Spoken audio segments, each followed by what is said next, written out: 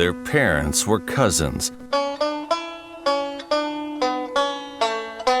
Here's what's coming up on the Nice Guys on Business. So, Jared, just so you know, when I did replace the pump, I did change both of the belts, the alternator belt and the power steering pump. Now I'm having a bushing problem, and the bushing problem is going to be corrected by me getting a second new pump.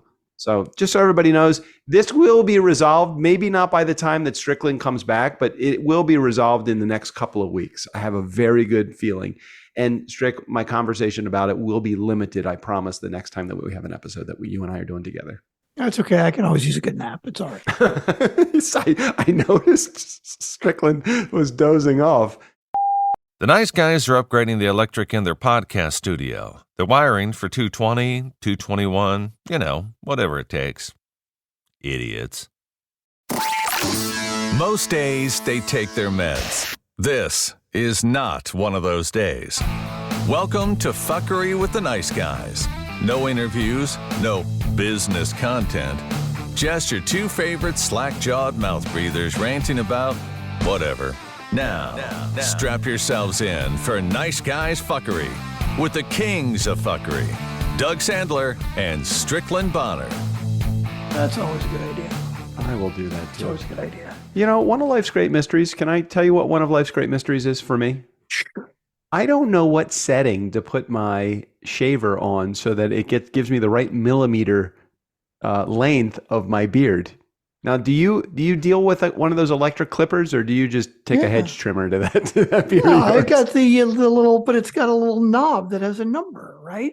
Like what height the Hold on, wait a minute. You have a knob on yours. It's one that's built in, so it just turns. I have actually attachments that I have to put onto mine. Oh, you got to change attachments? No, I've got a little knob, and it says how high to turn it up, and I usually put it on like 5.5 on the side. See, that's it too. It's not universal. Like, okay, 5.5 on the side would mean that 5.5 something. What is the something for you? Well, it doesn't matter because it's always the same. So what does it 5.5. matter? Okay, so mine is either 7, 9, 11, or 13. Yeah, well, that's a problem. Why would it be such a variety of possibilities? Because don't you keep the sides closer than the chin, longer, and each one? How do you don't just take I didn't used to. I do now that I'm keeping the front kind of long, but yours looks like it's the same all the way around. See, that is deceiving then, because it is not. It is definitely not. It's much closer here than it is here on the chin. On the side, the sideburns, much shorter. Now, I know it doesn't look, my beard is not anywhere near as long as yours. I'm thinking about going your length, but I got to wait till after my daughter's wedding because I'm afraid that she's going to tell me Dad, go upstairs and shave. And that beard's looking super white right now. I know. Yeah, it's a lot of white in there. I mean, it is what it is. I see a few specks of dark, but hey, can I read some interesting stats for you? Sure. As soon as I say welcome back. My name's Strickland Bonner. On the other side of the microphone, Mr. Doug Sandler. Okay, everybody that's in our listening community, our Ford Mustang community, our Funkin' fans. Oh, I didn't know we were in the Ford Mustang community. Used to be. Okay. I want to read to you some stats. I had a conversation through email with your and my good friend David Cohen from Washington Talent. I said, hey, can you give me some of the stats from when I was there? Because I'm really curious, because I literally have one more job on the books in May, and I'm going to have the conversation with Robert. I don't know why I haven't had this conversation. I don't even know if I have to have the conversation that says don't book me anymore because they're not booking me anymore. Yeah. But I have one job left on the book. So I said to David, hey, before I get to the last job in May, can you maybe give me some stats just overall? He goes, I only have records back to January of 2000 because that's when they were doing the beta of Telemagic. Yeah. Right. I do have 2 jobs in the very end of 1999 on our books while we were in beta testing of Telemagic. Included in this job were the jobs that you're going to work through 5/6/23. So that will be my final job on the books. 1,689 jobs. 1,689? Paid gigs. I thought it was more than that even. But you did a whole bunch of camps and stuff on your own, didn't you? Oh yeah, this is just the agency. So I did a whole bunch of stuff before the agency because this goes to 2000. So that means I have 8 years of gigs before that. So 1,689 jobs. Let me tell you the total gross. Oh my God. I don't think I want to hear this. This is going to be ridiculous. Are you ready? It's going to be ridiculous. All right. Nice guy community. Get ready to hold your hat. Now remember, I was just this normal DJ, right? Okay, 1,689 jobs for a grand total of $3,872,734.45. That's insane. Now, people do need to remember there's a commission that he had to pay out of that. Oh, commission and expenses. That's totally a gross number. It's not like the IRS can Lots say. of dancers and giveaways and but still, that's a lot. Okay, here's an interesting stat too, because again, remember my big years were probably somewhere between 2000 and 2010 with them. Mm-hmm. Of those 1,689 jobs, a total of 1,034 of them were in the 10-year period between 2000 and 2009. So that means that's a lot. 100 a year. Yeah, that is 100 a year. That's a fuckload. I love getting those numbers. That was the best. Almost $4 million in revenue I generated for the agency over the 20 years that I was represented by them. 4 million. So 4 million. How much is that in commission? That's $800,000 in commission. Yeah. I made my own agency within my business. Oh, you totally did. You totally did. That's the best. That's the best. I really appreciate David getting me those numbers. And Nice Guy community, I couldn't have been any more transparent than that. I made a shit ton of money over the time that I was working for the agency and enjoyed all of that money that I made over the years, but love doing what I do right now even more. Although it does create a lot of gray hair on my face. Oh, I'm sure this is the reason for all that. It has nothing to do with your age. Yeah. Lord have mercy. Okay, a couple things. One, there are definitely voicemails in there. What voicemail box? I don't know where they are. So you and Ashley have to work that out if you haven't. I've got them. Okay. And the other thing I gotta remind everybody is this will be the final episode before Strickland goes on vacation, and I have not yet picked a co-host. Because have you gotten applicants? I have not gotten any applicants. Exactly. That's exactly I cut you off. I'm sorry. Yeah. I not buried the lead. What is it? You did good. You stole What's the comedy line? Punchline. I stole your. I don't know. I don't know. Whatever. I fucked it all up. Yeah. Hey, do you know who Dax? What the hell Shepard? is that? Yeah, Dax Shepard. Oh yeah. So he's got a podcast. Expert? Yeah. Oh yeah, he's brilliant. I listen to him all the time. I didn't know that this was a podcast that existed, and it's like, where the fuck have I been for all this time? He's so fucking funny. He is. There are only about 1 million podcasts in production, so I mean, I could see how you could miss it. But yeah, he's doing a lot of episodes a week now. But he interviews celebrities and does other shit. I really like his show. Yeah. I was listening to it not knowing, I've never heard the name Dax Shepard before, so I didn't realize that he was a movie star. I don't know who his co-host is, Monica or something like that. Monica Padman, yeah. Okay, so he has a co-host. And I'm like, who the heck is this guy? He's really good. And then I look, and I just happened to find it through just browsing through Overcast. The reason I probably found it was because it's probably one of the more popular podcasts, so it just kind of rose to the top. And I'm listening, I'm like, this is just a normal fucking guy that's like sharing stories and having great conversations. And he's funny. I was listening to the one that was about the dating sites or something like that. I don't know. I've heard that one. And I can't find him on any of his podcasts right now. I don't know if I have the wrong podcast because I was listening to it on another phone that was at my mom's house. Mm-hmm. And when I come here, I started to try to find it. It's Armchair Expert, right? Yeah, the Armchair Expert. Yeah. So the last series of episodes was 2 women talking about like fertility tests or something like that. I'm like, wait a minute. Weird. I don't think I've ever heard an episode without him. Okay, so maybe I just have it wrong. I'll go back and find him.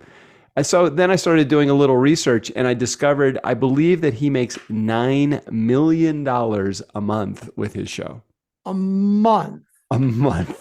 That's all. He makes $100 million a year on the show. That seems like a lot. Armchair Expert revenue. I'm sorry. I got that wrong. $9 million a year. That makes sense. I mean, that's still a fuckload of money. 20 million monthly listeners. Wow. That's insane. 20 million listeners to every episode. How much money do podcasters make? Joe Rogan, 30 million a year from his show. Karen Killahoff, I don't know who that is. 15 million a year. Dave Ramsey show, 10 million in annual income. Shepherd Armchair earns 9 million a year. The Bill Simons podcast, 7 million a year. Oh no. Chapo Trap House, no idea what that is. 2 I've million heard a year. of that one. Yeah. Tim Dillon show, 1.3, don't know who he is. Andrew Schultz, 1.2 million a year. Pat Flynn of Smart Passive Income. Nice. So I have actually interviewed him. 1.2 million a year. True Crime Obsessed, 1.2 million a year. Oh, hey, the nice guys on business, Doug and Strickland, $0 a year. There it is right there. Yeah. Yeah, pretty much. Yeah. Well, the thing I don't get is this based upon revenue generated through advertising and sponsorship? Because, you know, we do have a healthy 6-figure income that we use our podcast to help generate. Now, you can't necessarily go back and say, as a result of having the podcast, yet if we did not have our podcast, we would not be generating the income that we generate. Yeah, but it's become more of a marketing tool. So it doesn't really generate income directly. It is a lead gen tool. That's how we use it. Okay.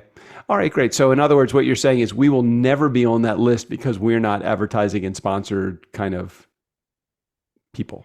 Probably not. And we're just slightly shy of 20 million downloads per episode. Yes. That is true.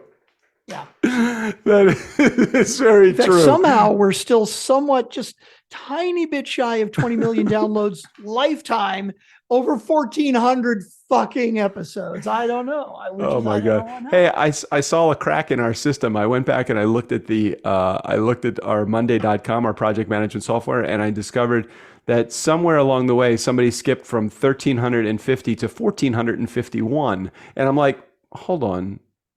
Who the fuck is numbering these episodes? That's weird. It's not like that in Podetize. I mean, I'm posting the Friday episodes and making sure the episode numbers. Are we the ones that control the numbers, or does the actual? Is there like an odometer that just clicks? You know, can go into DMB. Control the numbers. Yeah. So you could write episode number 1900 and it would come up as 1900. Sure, absolutely, I could do that. So it's not like an odometer that you don't actually have working internal workings to the. It's not. No, I can give it any random number that I want. Yeah. Could you go back to 1? We're starting at episode number 1 again. Might confuse Apple, but sure, we can do that if we really wanted to. Yeah. Hey, we're still on season 2. I believe we're on season 2 now, aren't we? We are on season 2, yes. When do we decide to make a jump to season 3? 2,000 episodes, right? Oh, okay. So we're going to stick. You're going to stick with that process of. Sure, why not? Are you ready to go on vacation? I know you're excited about getting out of town. I am nervous as hell. Only because of one client. And I'm annoyed because we've got clients that are changing the rules and bending, and I want to make sure you're totally settled before you go. And like this one client has gone and changed.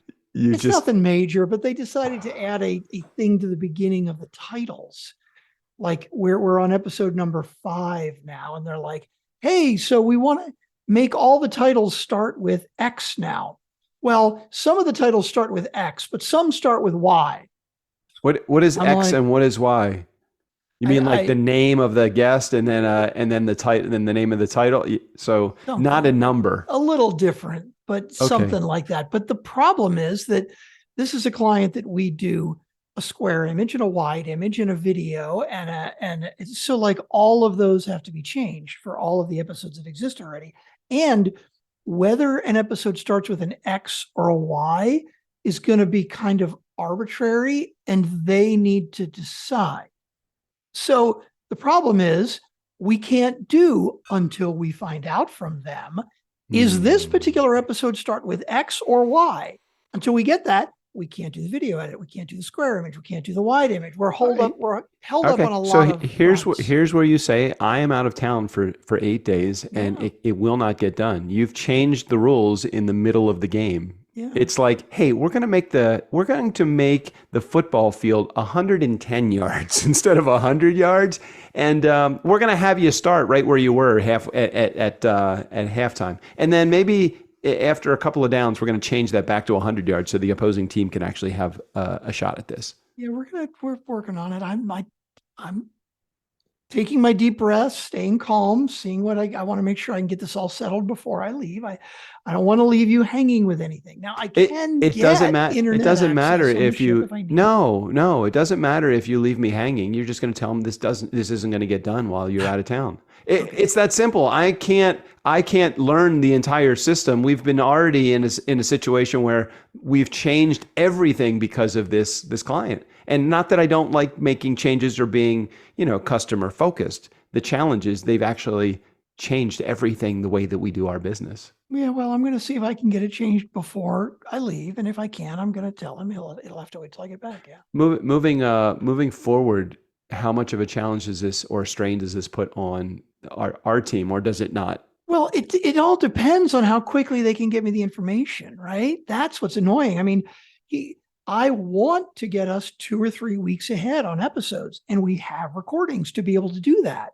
But that one holdup puts a kink in the whole chain. Yeah, because that's title. He doesn't tell me whether it's X or Y.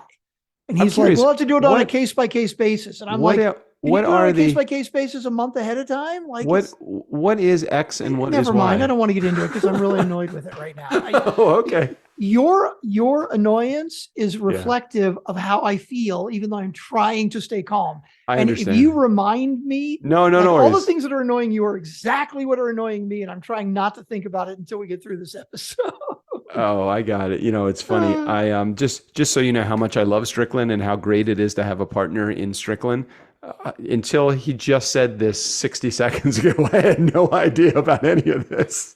Well, that was it. And I'm trying to keep it off of your plate, and I don't want you to stress about it, which is why I'm waiting until we're done recording to really dig into it and figure out the best way to get around it. In the meantime, I'm going to keep bringing in sales because that's what you told me to do. That's the plan. That's what I'm talking about. You just keep plugging along, Doug. Just you stay in your oblivious man-child world, 100%. And I will create all of the systems behind the scenes. That is, to quote Strickland Bonner. That's the way to go. That is exactly how it should be. Strickland keeps the flywheel rolling, and I am the dog that is in the machine that stops the man from touching the machine.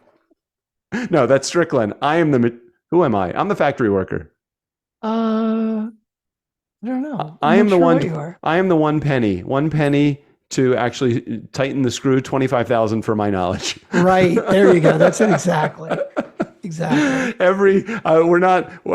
already established that we're just negotiating. Now we're just negotiating. We're just hitting all the inside jokes now, all at once, with no reference whatsoever. Every punchline that we could possibly ever imagine. Wow. Okay. Oh, and hey, no, Doug, I got the invite. I'm going to wait for the next one. Okay. Wait, was that a joke that I forget? Oh, we haven't told that joke in long enough. No. That's one where I said, if I get another wedding invitation from you, I'm going to reply back with, no, thanks. I'm going to wait for the next one. Yeah, that's good. That's good. Do we have voicemails that we want to do early on in the show, or do we want to, and when I say early on, we're still 15 minutes into the show right now. So, well, I don't know if we want to do them because I don't know what they are, but hey, why not? Sure. Oh, I get it. It's like, do you want or do you need? Well, do we really need to? We really should want to. Okay, let's talk about it as well. Yeah, let's do it. And maybe the answer to my co-hosting situation is in one of these 3 voicemails as well. Because you did tell people to call in and say request to be. Yeah. And just in all fairness, so everyone knows also, I this week have no idea who left these 3 voicemails because I'm trying out a new thing. The new thing is I get an email from Google that says you have a voicemail, and instead of opening up the voicemail, the message in seeing you've got a voicemail from Jared or you got a voicemail from Erica or Sean or whatever, I don't even see who it's from. I just forward the message without reading it. So this is actually good. This could be 3 commercials. It could be Ryan from Stevie G Jerky. It could be Jared. It could be Erica. It could be Sean. It could be Stephanie Surslin. It could be Mar. It could be one of my attorneys that's telling me that my ex-wife is actually not thinking that any of the stuff that I did financially was fair. Now that I've read those $3.8 million in income, I don't know. Shit. Okay, let's play voicemail. Okay, here we go.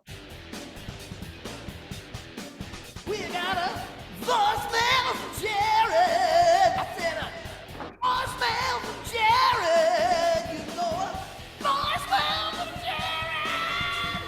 Nobody else will call. We got a voicemail from Jared. Screw the rest of y'all. You know, one of the things that I do when you start playing the voicemail music now is the time I take my supplements. It's almost like it's a Pavlov dog reaction. As soon as you play that theme song, it's time for me to take my supplements. And you know, everything I do is in liquid form now. I don't do any pills. So I'm doing all these eyedroppers. Eyedroppers. Okay, Nice. I'm ready. You ready? Okay. All right, here we go. Hey, Doug. Hey, Strick. Jared here. Oh, you guys listened to voicemails, and Erica called in. Man, Erica, you did pack a punch in that one. A lot of stuff in a voicemail, and then you got cut off. Not so much for rambling, Erica. I have to say it's more just because you had some good stuff to say. I usually get cut off because of rambling. Anyways, it was great to hear from you, and man, that'd be exciting to hear you on the show again. Of course, by the time this is playing, you might actually be there. So hi, Erica. Hi, Doug. Strick, we miss you. Just know that, man. Wait, hold up. I think our time machine is off. It's quite meta. Yeah, well, that's because you know what it is. We're always late playing voicemails. Is that what it Right. is? Jared is assuming that this may get lost for a week and we may be playing it next week. And I think that's a fair assumption to make. That is. Yeah. I was remiss in my comments. Maybe I should have realized that the error of our ways is that it's the error of our ways. Okay, keep going. Okay. Looking at that. All right, guys, love the show. Can't wait to hear more, and we'll talk with you soon. Here we go. See, you thought I was going to add in comments there, but I did. didn't. That's why I put a space in. I know you have I see the good gap that you have. Do you remember, were you ever on college radio at all? Yeah, for a little bit. Yeah. So Yeah. whenever we did like bumpers or commercials or anything like that, they would be on these things called carts. And you had this, right. I remember. you had this machine that kind of looked like an 8-track deck, and you could stack 10 or 15 or 20 carts on top of each other, and each cart space had a number.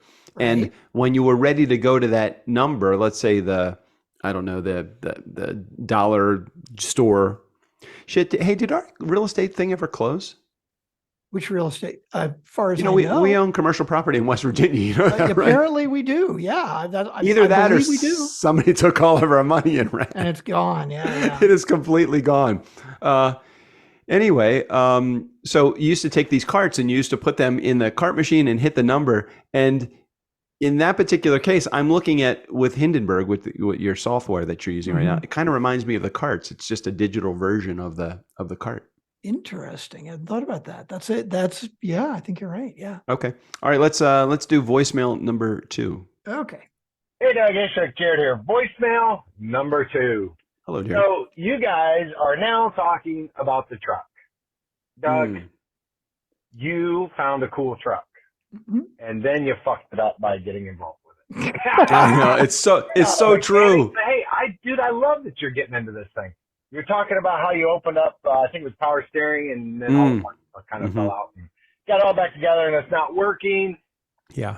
And of course, you found the giant part left out, so you ordered a new one. And I just have to say, working on cars for me is like working on about everything, electronic wise and stuff like. It seems like there's always extra parts. I mean, there's always an extra screw. So hey, Always.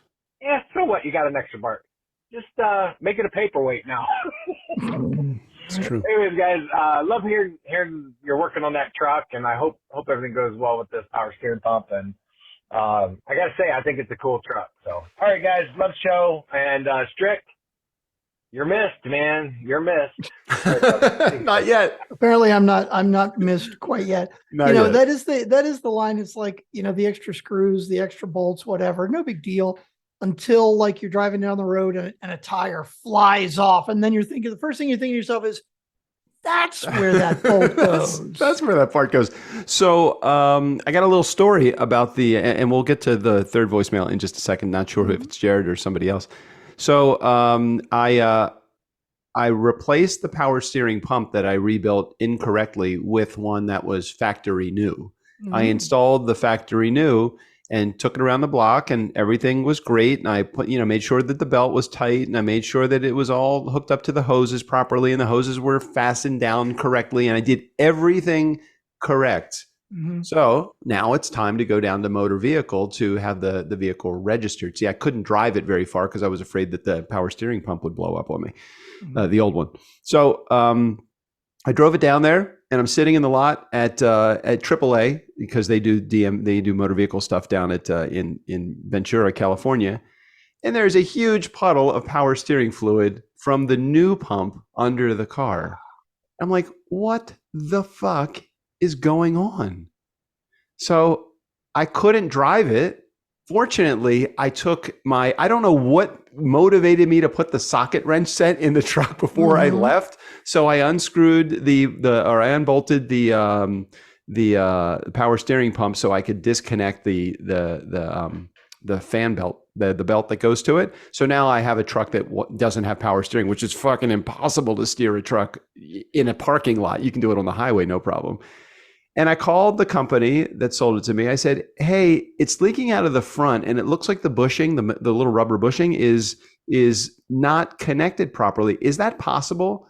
He goes, yeah, I guess it's possible that it happened. It's highly unlikely. And I keep thinking, what did I do wrong? I did absolutely nothing wrong. So they're sending me a new one. Didn't have to buy it. They're sending me a new one. Well, I did have to lay the money out, but they'll refund the money when they get the old pump, the old broken new pump back. In the meantime, I've dismantled the entire original pump that I had again, because now there's no pressure off that pump. Now I can take it apart and see what's going on with it. Yeah, I'm having a good time. I would like to just get the fucking truck on the road and just have it running. So that is the latest saga of the Ford F-250 1967 pickup truck that is sitting on my driveway. No longer leaking power steering fluid because there's now no longer a power steering pump in the car. So when was it like introduced in cars? Well, it had to have been introduced in the earliest was the 60s that I know of, because that's both my Mustang, which is a 65, and the truck, which is a 67, has it. Did it happen before then? I don't know. Because I think I remember driving my mom's car when I first started driving. It was a little old shitty Toyota Corolla, and I don't think it had power steering. Well, there are cars that it was an option to have power steering. Like, could you imagine buying a car now without power steering? God. No, of course not. Not today. Right, let's see. When was power steering invented? Okay, power steering was invented in 1926. Oh, shit. An engineer of the truck division of Pierce Arrow began exploring how power steering could be made easier, and in 1926 invented and demonstrated the first practical power steering system. It became common in the 1960s. In the late 60s and early 70s, the big steering wheel still graced. Oh, that's probably why steering wheels were so big. Oh, right, because you needed to get leverage. The leverage. You needed the leverage. And it is amazing when it's working versus when it isn't working, which was literally like a 5-second differentiation between when the fluid was running through the hoses and when it wasn't.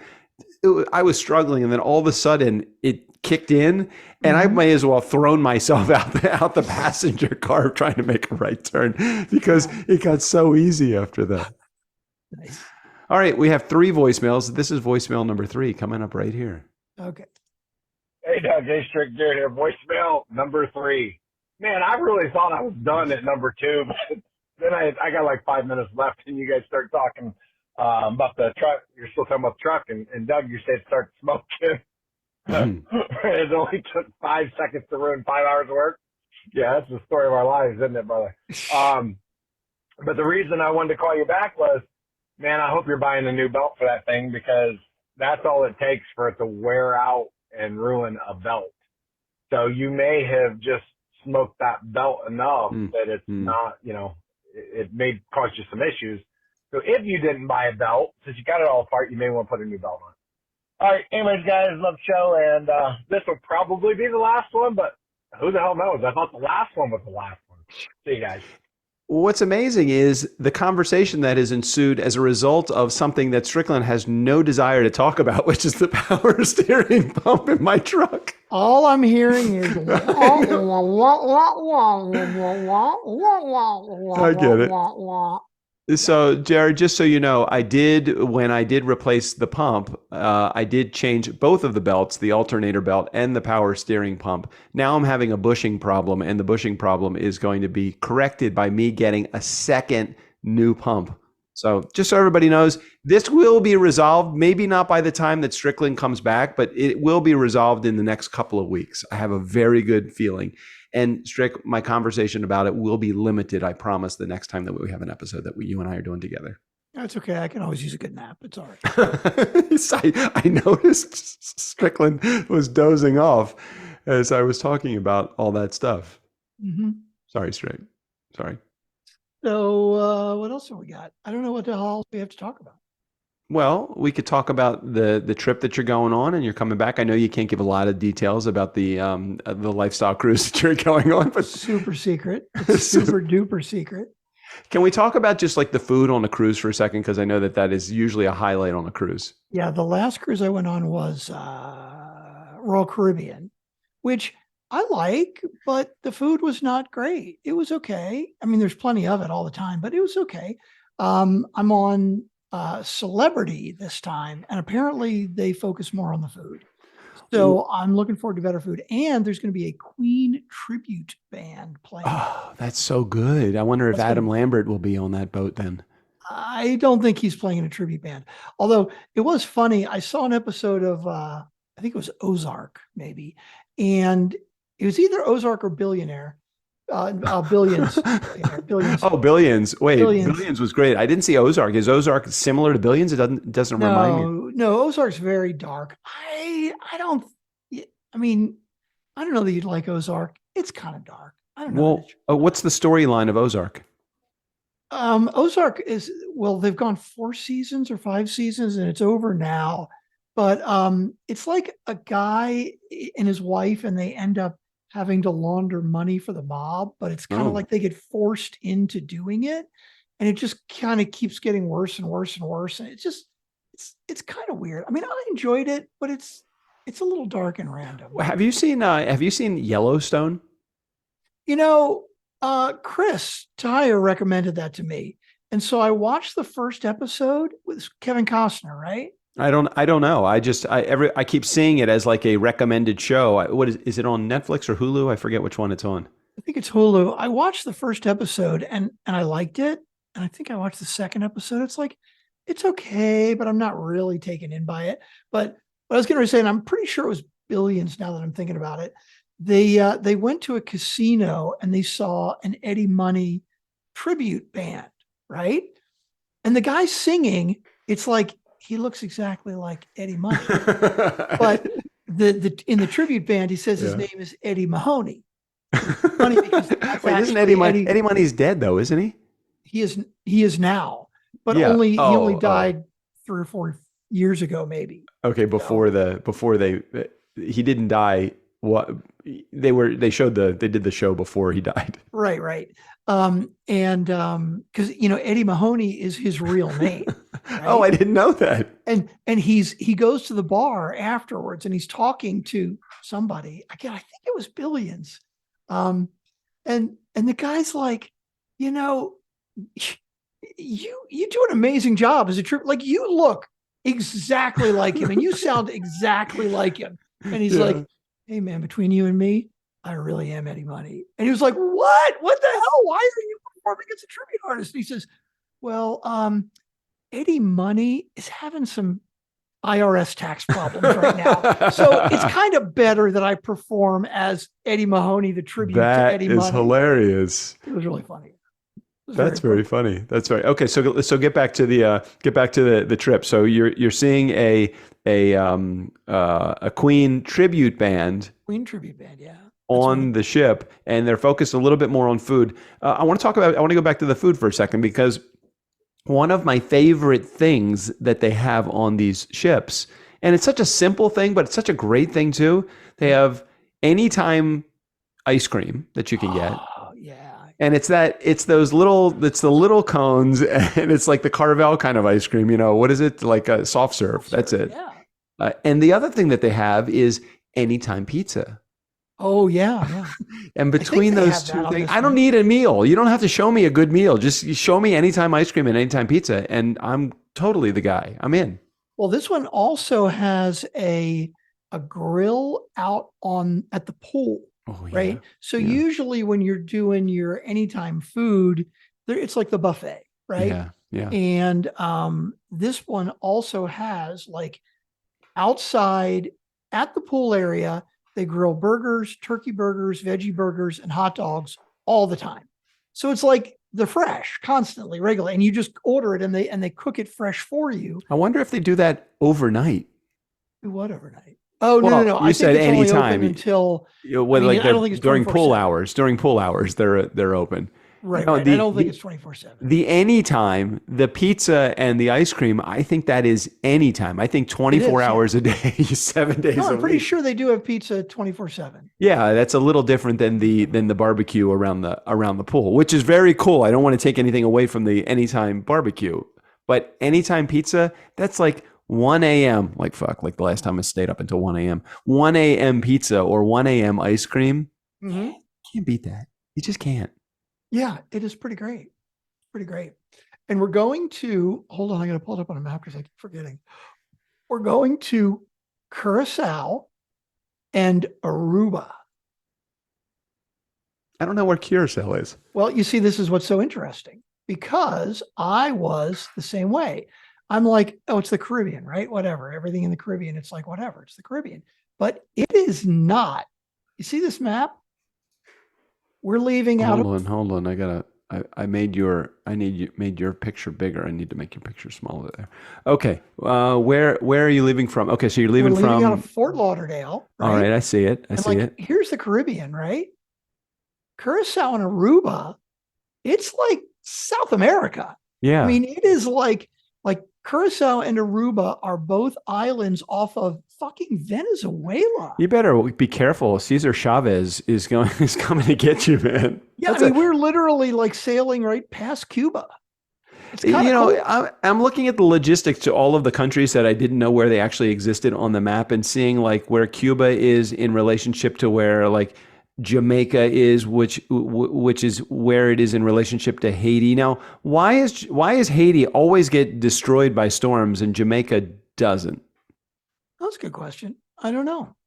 But look at that. That is like the You're like the right next to entire hurricane line of doom I'm looking at right oh now. my God, right? Between Port-au-Prince, Puerto Rico, Antigua, Mhm. yeah, all of St. Lucia, Barbados, Grenada, all of those. And then you have maybe because the land blocks Jamaica from getting clobbered, all of that. Maybe because Port-au-Prince takes the brunt of it. I mean, they've You had can plenty. say of, that. Yeah, but I don't know. No, Cayman Islands also. Dominican Republic. Yeah. You would think it would be so easy for somebody just to get in a boat from Cuba and like take over Jamaica.